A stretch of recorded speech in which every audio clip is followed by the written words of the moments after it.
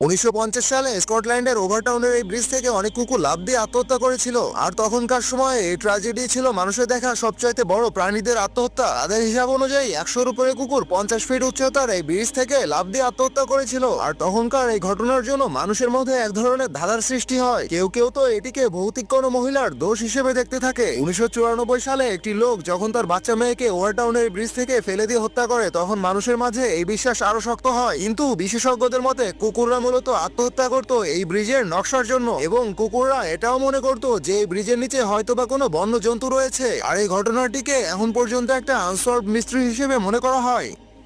1950 সালে স্কটল্যান্ডের ওভারটাউনের এই ব্রিজ থেকে অনেক কুকুর লাফ দিয়ে আত্মহত্যা করেছিল। আর তখনকার সময়ে এই ট্র্যাজেডি ছিল মানুষের দেখা সবচাইতে বড় প্রাণীদের আত্মহত্যা। তাদের হিসাব অনুযায়ী 100-র উপরে কুকুর 50 ফিট উচ্চতার এই ব্রিজ থেকে লাফ দিয়ে আত্মহত্যা করেছিল। আর তখনকার এই ঘটনার জন্য মানুষের মধ্যে এক ধরনের ধাঁধার সৃষ্টি হয়। কেউ কেউ তো